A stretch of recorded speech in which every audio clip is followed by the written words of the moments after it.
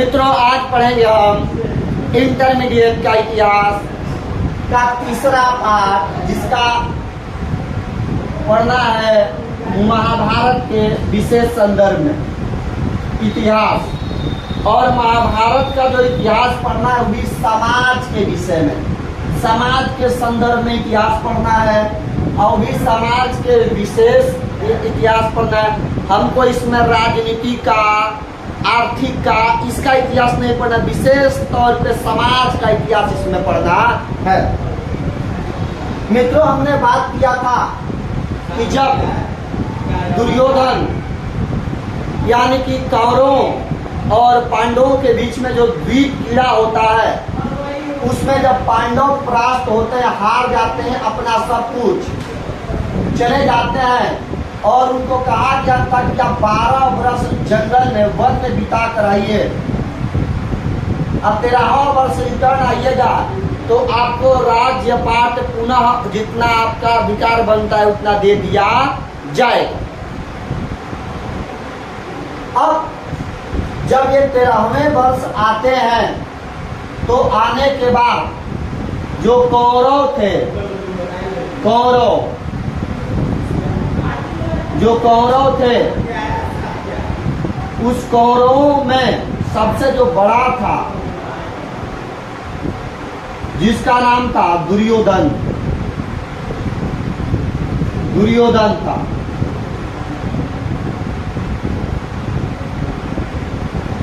यह दुर्योधन था।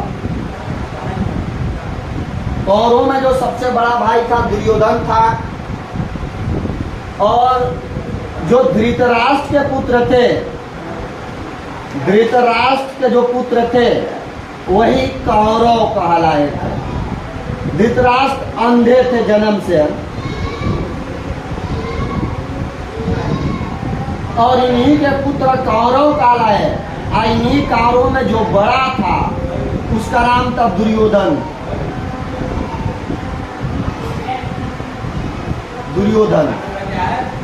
और दुर्योधन बड़ा गुस्सैल स्वभाव का था, उतावला वाला स्वभाव का था, और बड़े ही उसको राज सत्ता से काफी मोह था। और सोचता था दुर्योधन कि मैं अपने पिता के बाद, धृतराष्ट्र के बाद हस्तिनापुर के गद्दी पर बैठूं, हस्तिनापुर के गद्दी पर बैठूं, राज सिंहासन पर बैठूं। जब ये पांडव 12 वर्ष बिता के जब आए तो पांडवों ने इनके सामने प्रस्ताव रखा कि भाई अब हमारा अधिकार दे दो। तो दुर्योधन बोला कि सुई के नोक बराबर नहीं देंगे, सुई के नोक बराबर नहीं देंगे। कई लोग पांडवों को, कौरवों को समझाया कि भाई पांडवों का अधिकार है, इनको देना पड़ेगा। बोला कि नहीं देंगे। हालांकि कृष्ण भी आए और कृष्ण इस दुर्योधन को समझाने का प्रयास किए, लेकिन दुर्योधन समझ नहीं पा रहा था। और कृष्ण बार बार करके, देखो दुर्योधन, मात्र 5 गांव दे दो, आप सारा हस्तिनापुर तुम ले लो, पांडव 5 गांव लेकर ही संतुष्ट हो जाएंगे। दुर्योधन 5 गांव देने को तैयार नहीं था। कहा जाता है मित्रों कि जब विपत्ति मनुज पे छाती है उसके पहले विवेक मर जाती है। अब ये क्या किया कि गुस्सा होने लगा। और गुस्सा होकर जो श्री कृष्ण थे, श्री कृष्ण मुस्कुराकर बोल रहे थे कि भाई दे दो दे दो दे दो। आज देना नहीं चाहता था। अब इसका भाई एक दुशासन था, दुशासन। ये क्या किया कि कृष्ण को कहा कि भाई दुशासन लिया वो जंजीर, कृष्ण को बांधते हैं और इसको कैद कर देते हैं। बड़ा पंचायती करने आया है ये भागते भागते गया और जंजीर लाया, सिकड़ जो सिकड़ नहीं होता है वो लेकर आया। कृष्ण को बांधने लगा। कृष्ण कहते हैं कि अगर तुम मुझे बांधने आए हो, दुनिया के बांधने वाले तुम बांधने आए हो, जाओ पहले अगर मुझे बांधना तो बांधो पहले अनंत गगन। तमाम बात कृष्ण कहकर आप कुपित हो गए। आप बोले कि ले अब मैं जाता हूँ, अंतिम संकल्प सुनाता हूँ, याचना नहीं अब रण होगा, जीवन जय या मरण होगा। कहकर कृष्ण चले जाते हैं और उसी बात को लेकर अधिकार के लिए 18 दिनों तक महाभारत का लड़ाई होता है। महाभारत का लड़ाई होता है। 18 दिनों तक महाभारत की लड़ाई होता है। अब क्या हुआ मित्रों, जब रण क्षेत्र में जब युद्ध स्टार्ट हुआ तो आप पता होगा कि यह जो दिल्ली हरियाणा का जो क्षेत्र है पहले कुरुक्षेत्र हुआ करता था। तो महाभारत का जो युद्ध हुआ,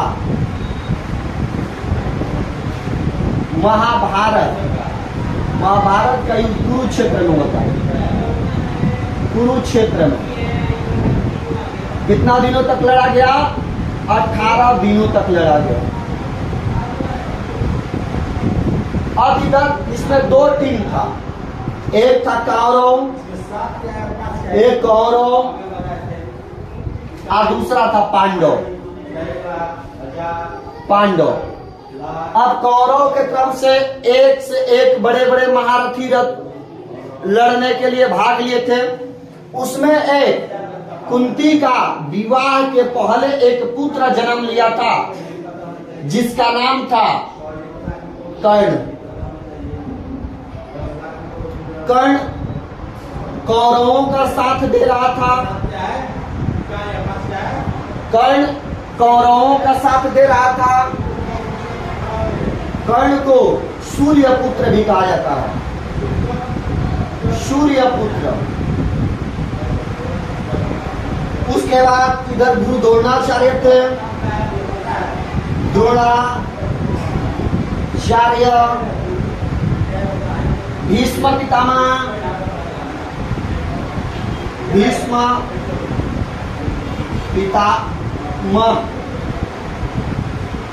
और इधर पांडवों की तरफ पांडव तो थे ही थे और साथ में कृष्ण थे।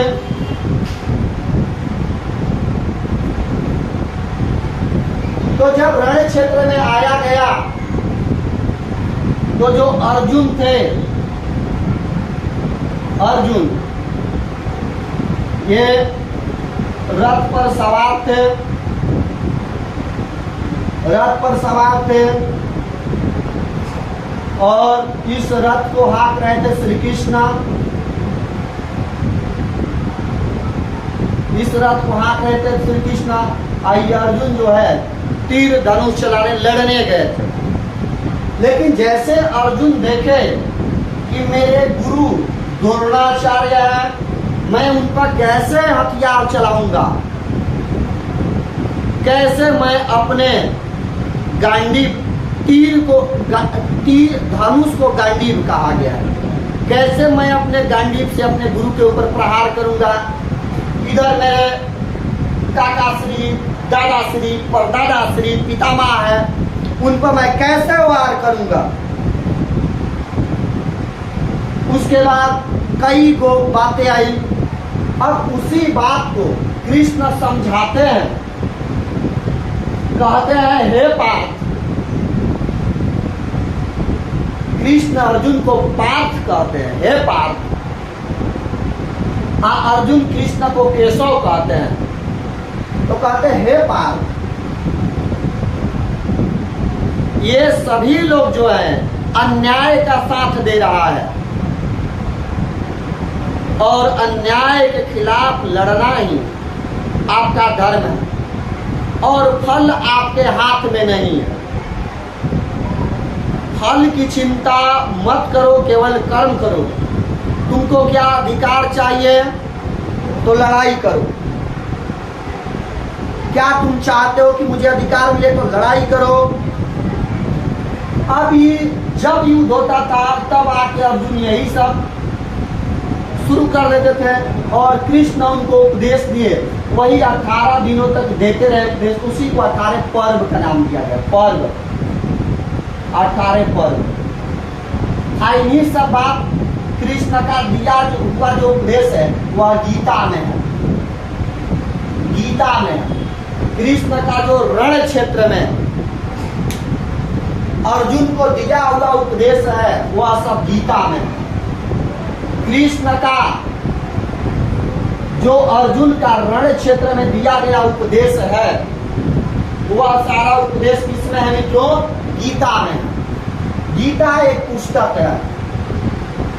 गीता एक ऐसी पुस्तक है, यह जीने की प्रेरणा, कर्म की शक्ति और इच्छा शक्ति को बढ़ाता है और दृढ़ करता है।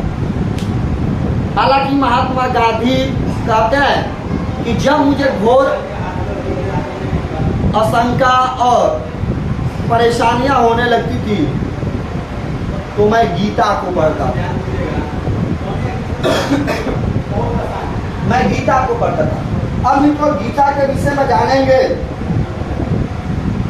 ये जो गीता है इसमें कुल 18 गो अध्याय है। अध्याय गीता में कुल 18 अध्याय है। हमने बताया कि 18 दिनों तक श्री कृष्ण अर्जुन को उपदेश दिए। वही उपदेश प्रत्येक अध्याय में दिया गया और इसी गीता में 700 श्लोक है। 700 श्लोक है। 700 श्लोक है। और इस गीता की प्रासंगिकता को एक अंग्रेज समझा। भारत के तो प्रत्येक लोग समझता था और भारत में गीता घर घर में, हिंदुओं के घर में पाया जाता है। तो एक अंग्रेज समझा और इसकी जो उपयोगिता देखा तो सोचा कि मैं क्यों ना इसका अंग्रेजी में अनुवाद कर दूं कि इसे अंग्रेज भी पढ़े और गीता से लाभान्वित हो। यानी कि अंग्रेज भी हमारे सभ्यता संस्कृतियों से प्रभावित थे। तो उस अंग्रेज का नाम था चार्ल्स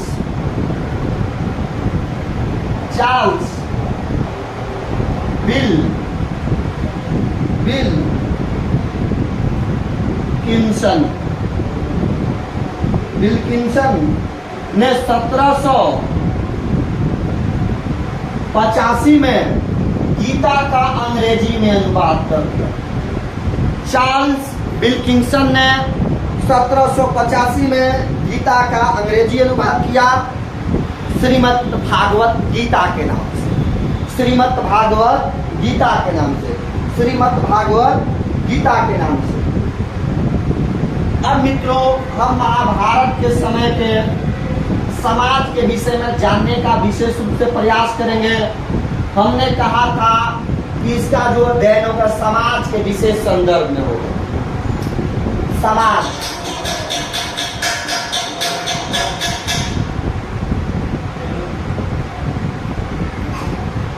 तो जो सामाजिक इतिहास हम पढ़ेंगे, समाज का इतिहास पढ़ेंगे, उस समाज में सबसे प्रमुख होता है परिवार।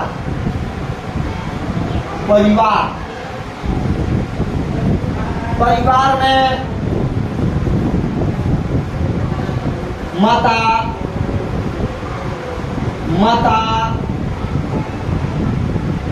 पिता,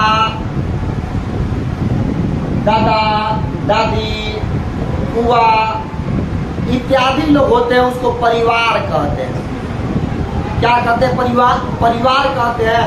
और जिस परिवार में ज्यादा लोग रहते हैं वह संयुक्त परिवार में होता है और कुछ एकल परिवार होता है। एकल परिवार होता है। और उस समय का जो परिवार था, उस परिवार में जिसका सत्ता था पिता का, तो उस समय का परिवार पितृ सत्तात्मक था। उस समय महाभारत के समय में निर्णय केवल पिता ले सकता था, माता नहीं ले सकती थी। मित्रों बताइए, अगर माता अगर महाभारत में निर्णय लेती तो क्या महाभारत होता? पांडवों और कौरवों के बीच न होकर कुंती और गंधारी के बीच में अगर समझौता के मौका आता तो क्या महाभारत होता? सोचिए। तो उस समय का समाज पिता वाला था।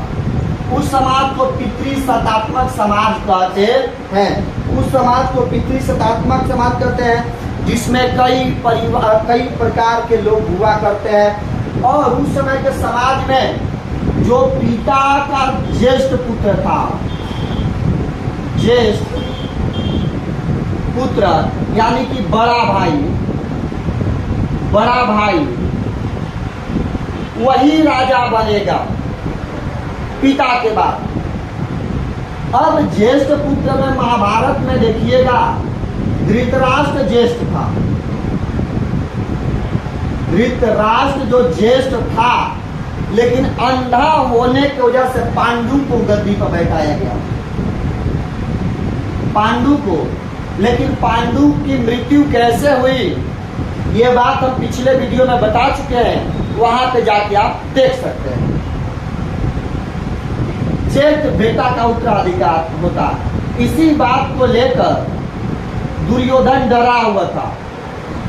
जो दुर्योधन था वह सोचता था कि अगर पांडवों को फिर गद्दी मिला तो उसका बेटा गद्दी पर आ जाएगा और हम लोग गद्दी से वंचित हो जाएंगे। यही बात उसको सता रहा था धृतराष्ट्र के बेटा दुर्योधन को। अब इस परिवार में सभी लोग रहते थे और समाज का सबसे बड़ा कार्य होता है विवाह।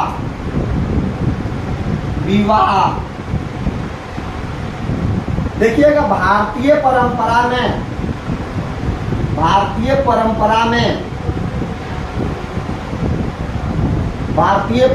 में यानी सनातन परंपरा में 16 प्रकार के संस्कारों का उल्लेख है। संस्कारों का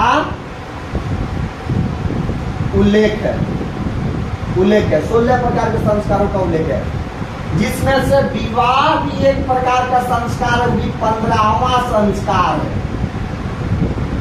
विवाह कौन सा संस्कार है मित्रों? 15वां संस्कार है। और जो विवाह जो होता है, इसमें विवाह में वर जो होता है वर, एक होती है वधू। तो वधू विवाह करके वर के घर आती है, यानी कि लड़की विवाह करके लड़का के घर आती है। ये परंपरा रहा है और उस समय भी इसी प्रकार के परंपरा था। ये महाभारत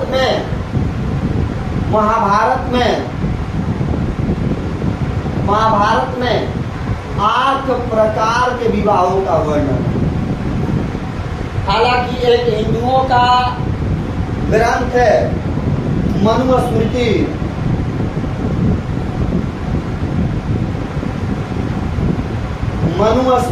इसमें भी 8 प्रकार के विवाह का उल्लेख है।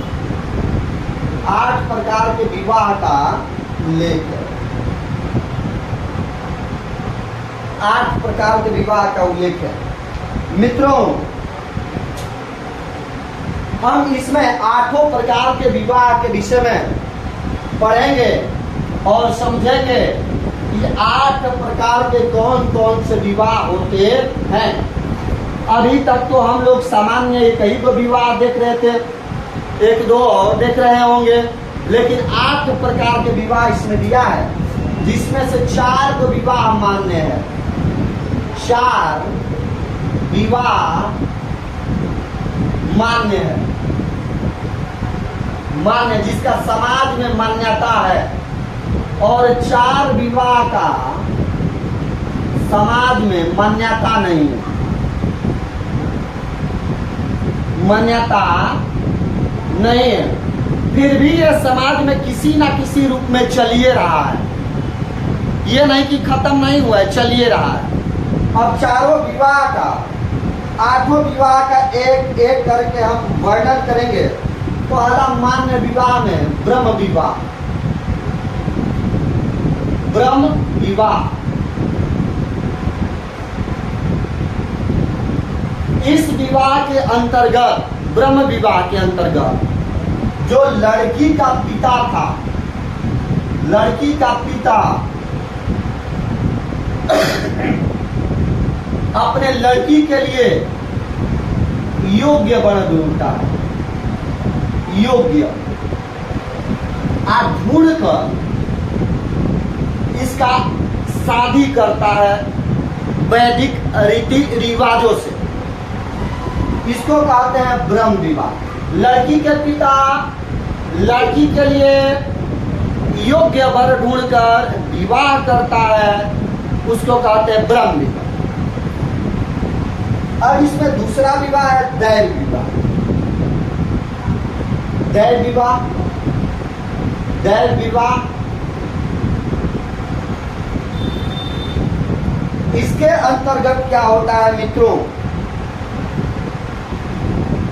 घर में जब अनुष्ठान किया जाता है, पूजा हवन और ये आदि का कार्य किया जाता है, तो उसी समय जो पुरोहित आते हैं, पुरोहित जो पूजा करवाने के लिए लड़की का जो पिता होता था, पिता उस पुरोहित से खुश हो जाता था और कहता था, बाबा ए पंडित जी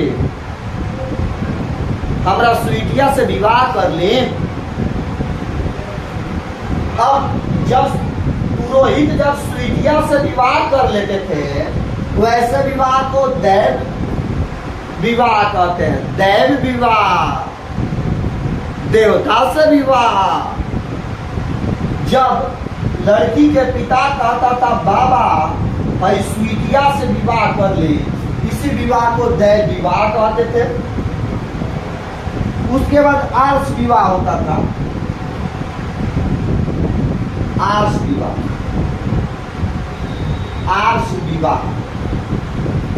इस विवाह के अंतर्गत लड़की का जो पिता होता था, वर से, वर माने लड़का से एक जोड़ी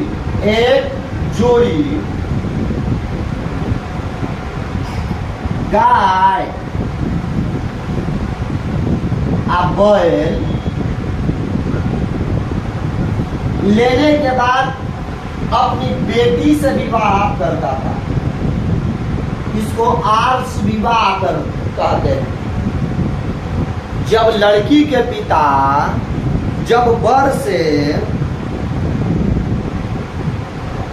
जब लड़की के पिता वर से एक जोड़ी गाय और बैल लेकर बेटी का विवाह करता था, उस विवाह को आर्ष विवाह कहते हैं। क्या कहते हैं?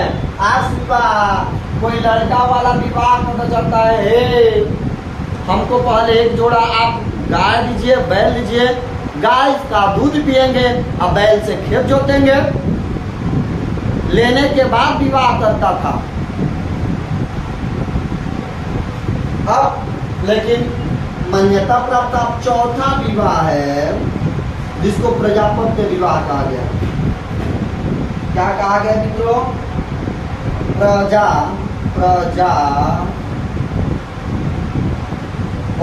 विवाह,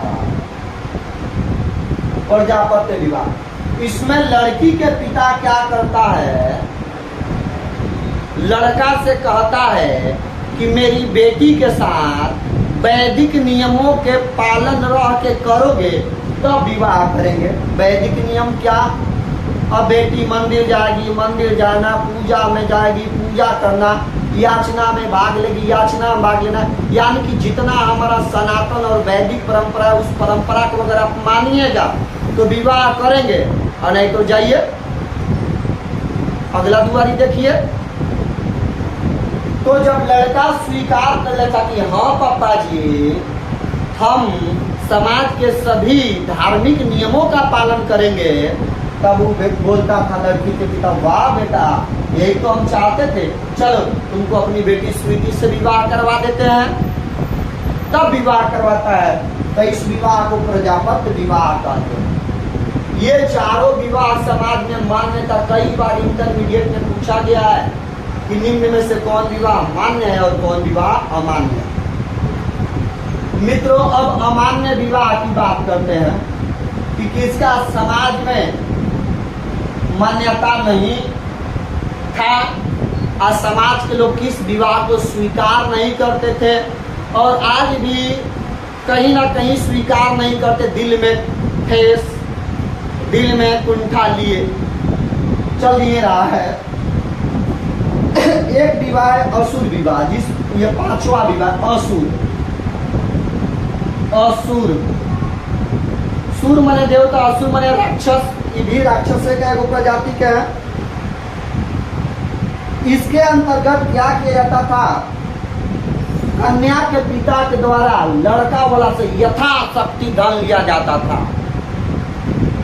आज लड़का वाला लड़की वाला से फ्रिज, कुकर वगैरह वगैरह सारा धन लेता है, तो उसको बेहतर विवाह कहा जाता है। वह बड़ा बेजोड़ विवाह हुआ। गांव में फलानवा बाबू के लड़का के तो बारात आया था, फलानवे बाबू का लड़का का तिलक चढ़ा, और ए से लेकर जेड तक सारा सामान मिला है।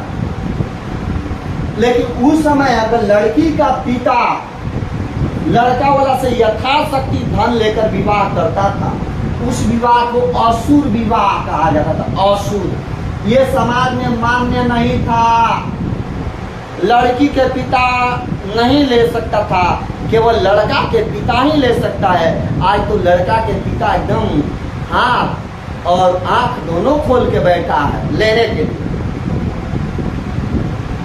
छठवां विवाह है राक्षस। राक्षस राक्षस इस विवाह में लड़की को जबरन अपहरण कर लिया जाता है, खरे से उठा ले जाया जाता है, और उठाने के बाद उसका शादी कर लिया जाता है। उसको कहते हैं राक्षस विवाह। आपने तो वह सनी देओल का डायलॉग सुना होगा, काजल तुमसे मेरी हो। अगर तुम्हारे चौपट पे किसी की बारात आई तो समझो कि उसके अर्थी उठेगी। इसके जगह डोली के जगह तुम सिर्फ मेरी हो, तुम सिर्फ मेरी हो। अब ये उठा के ले जाना, ये राक्षस विवाह। कौन सा विवाह है? राक्षस है। लड़की को लड़का से प्रेम है या नहीं है, जबरदस्ती उठा के ले जाके विवाह करने को राक्षस विवाह कहते हैं। भैया सातवां विवाह जो है ये गंधर्व विवाह। गंधर्व विवाह, इस विवाह के अंतर्गत जब लड़का और लड़की एक दूसरे के गुण को देखकर आकर्षित हो जाते हैं, दो जिस्म एक जान होने के लिए तैयार बन जाते हैं, तब ये विवाह करते हैं। उस विवाह को गंधर्व विवाह कहते हैं। जैसे भीम और हिडिंबा का हुआ था। इस विवाह, इसको अंग्रेजी में लव मैरिज कहा जाता है। अब बाबा लोग इसको रोड मैरिज कहता है। लड़की जब लड़का को देकर और लड़का जब लड़की को देखकर एक दूसरे पर फिदा हो जाते हैं, रातों में भोजन अच्छा नहीं लगता है, आंखों में नींद नहीं आती है, तो समझ लेना है कि उसके ऊपर किसका कौन सी सवार है? गंधर्व सवार है। गंधर्व विवाह उसके मन में चल रहा है, दीवाना हो गया है, तो ये गंधर्व विवाह है। अब सबसे अंतिम और खतरनाक विवाह 50।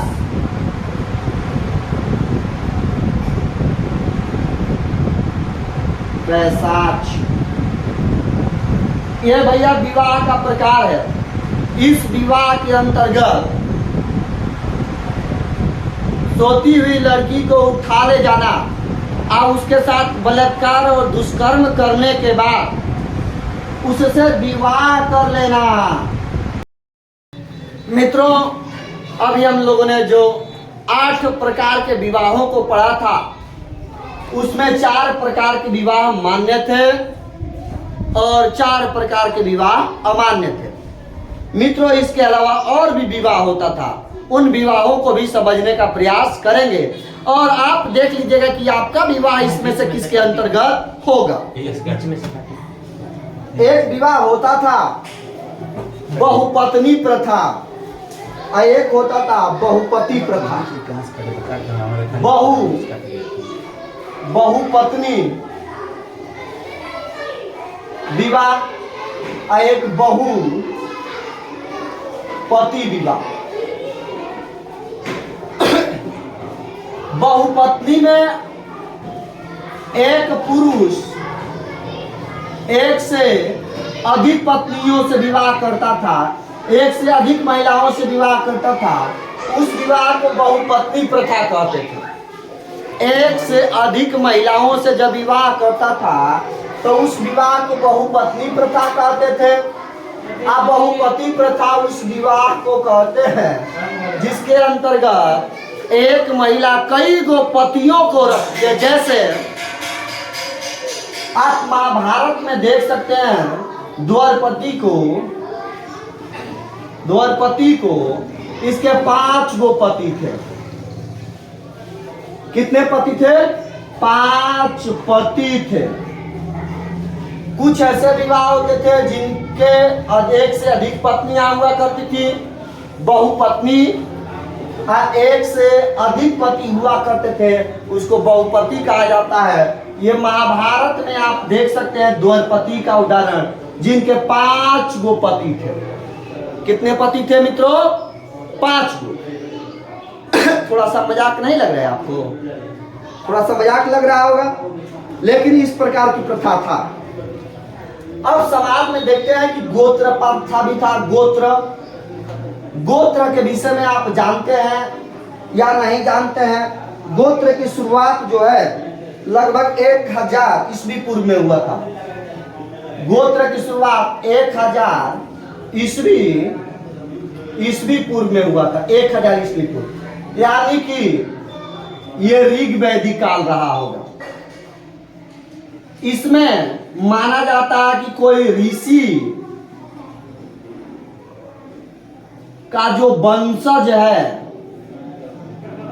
उस ऋषि के नाम पर उसके वंश के मानने वाले को गोत्र कहते हैं। यानी कि कोई ऋषि है, उसका कोई आने वाला जो वंशज है, उस परंपरा को गोत्र कहते हैं। यानी कि गोत्र एक प्रकार के सिस्टम है और यह सिस्टम ऋषि के नाम पर रखा गया। जैसे कुछ लोग कश्यप गोत्र के हैं, यानी कि कश्यप ऋषि के वह वंश के माने जाते हैं, कश्यप ऋषि के कुल के माने जाते हैं, कश्यप गोत्र के। अब गोत्र परंपरा में देखा जाता है कि जो स्त्री होती थी, स्त्री पति के गोत्र को अपनाती थी। पति के गोत्र को अपनाती थी और पत्नी का जो अपना गोत्र, जो पिता वाला गोत्र था, उसको छोड़ना पड़ता था और पति के गोत्र को अपनाती। जैसे कि आप देख सकते हैं ब्राह्मण परिवार में कुछ ऐसा विवाह होता है, जैसे अगर पाठक जो है गिरी के यहाँ विवाह करता है, पाठक लड़की है और गिरी लड़का, तो वो लड़की जाके गिरी हो जाती है। क्या हो जाती है? गिरी। तो उसको कहते हैं गोत्रीय विवाह। सॉरी, उसको कहते हैं गोत्र का चेंज करना। क्या चेंज करना? गोत्र का चेंज करना। अब माना गया कि एक ही गोत्र के व्यक्ति एक ही गोत्र से अगर विवाह करेंगे तो कहीं ना कहीं लड़का और लड़की एक ही भाई बहन के माने जाएंगे। इसीलिए समाज में अंतर गोत्रीय विवाह का भी पद्धति का प्रचलन था।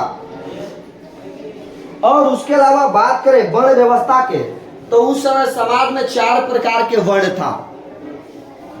वर्ण व्यवस्था की बात करें तो समाज में 4 प्रकार का वर्ण था। एक जो वर्ण था ब्राह्मण, क्षत्रिय, वैश्य, शूद्र। अब इसमें वेदों के अनुसार और धार्मिक मान्यताओं के अनुसार राजा केवल क्षत्रिय होगा। राजा समाज में इनका स्थान बड़ा ऊंच था। ये पुरोहित के भूमिका में थे, ये व्यापार के भूमिका में थे, ये सेवा के भूमिका में थे। इनका समाज में बड़ा निम्न स्थान था, नीचा स्थान था। आप देख सकते हैं कि वर्ण व्यवस्था में जो 4 वर्ण हैं, ये चारों वर्ण को में सबसे अगर किसी की मान्यता और जिसकी स्थिति अगर सबसे ज्यादा हीन थी तो वह शूद्र था। ये 3 वर्ण जो थे इनको द्विज का अधिकार था।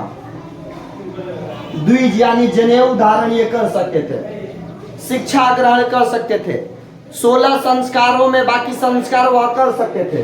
ये केवल विवाह वाला संस्कार करेंगे, जनसंख्या बढ़ाने वाला संस्कार करेंगे, पढ़ने वढ़ने का इनको अधिकार नहीं था। एक बार की बात है, एगो हिरण्यधनु का पुत्र एकलव्य था। एकलव्य गुरु द्रोणाचार्य के पास गया और कहा कि हे आचार्य, मैं धनुर्विद्या सीखना चाहता हूं। तो द्रोणाचार्य ने केवल इसका जात और इसका कुल पूछकर उन्होंने जवाब दिया कि मैं नीच कुल के व्यक्ति को इस प्रकार की विद्या नहीं सिखाता हूं। इस प्रकार की विद्या केवल क्षत्रिय सीख सकते हैं, क्षत्रिय दूसरा कोई सीख सकता नहीं है। एकलव्य आए और खुद से प्रयत्न करने लगे और अपने समय के महान धनुधर बने। एक कथा है कि गुरु द्रोणाचार्य अर्जुन, भीम, नकुल, सहदेव और पांडव सहित वन में घूमने के लिए गए थे। साथ में उनका कुत्ता था। तो जैसे जंगल में गए, अंदर तक गए, तो कुत्ता की भौंकने की आवाज सुनकर एकलव्य ने बाण मारा और कुत्ता के मुंह बाणों से भर दिया। इसको देखकर गुरु द्रोणाचार्य की आंख फटी की फटी रह गई।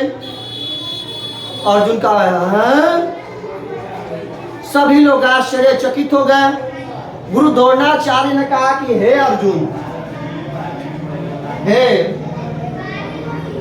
अर्जुन, तुम इस दुनिया में सबसे सर्वश्रेष्ठ धनुधर हो, तुम्हारे जैसा कोई धनुधर नहीं है। अब देखकर अर्जुन की तो हवा निकल गई। तब ये लोग पहुंचे कि चलते हैं उनसे देखते हैं कौन है। गए और एकलव्य से मिले और एकलव्य से मिलने के साथ ही उनसे पूछा गया कि तुम किससे यह शिक्षा ग्रहण किए हो।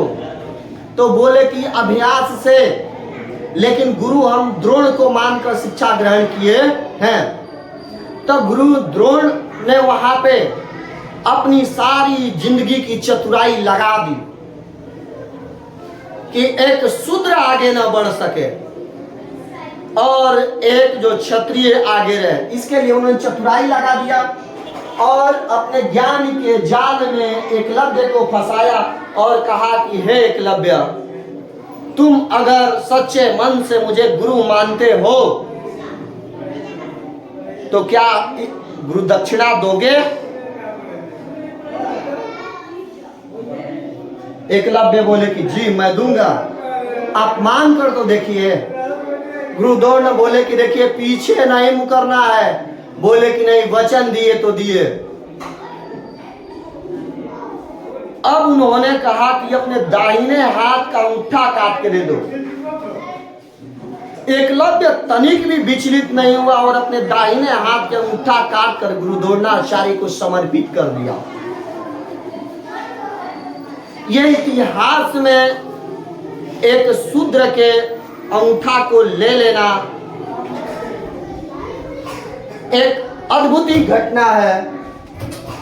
और ये जो है दे दिया, क्योंकि उनको पता था कि तीर जब चलता है तो अंगूठा के सहारे चलता है और अंगूठा नहीं रहेगा तो ये चला नहीं पाएगा। लेकिन एकलव्य का हौसला मरा नहीं था।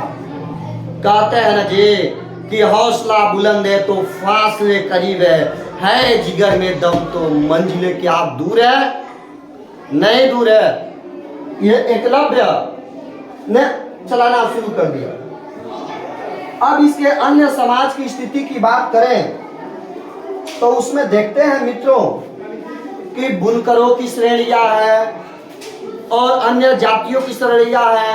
उस समय उच्च जाति के व्यक्ति निम्न जाति की कन्याओं से विवाह कर सकता था, लेकिन निम्न जाति शूद्र उच्च जाति की कन्याओं से विवाह नहीं कर सकते थे। कहते हैं कि धनवान के हाथ में सारा शक्ति रहता है। देखते हैं कि ये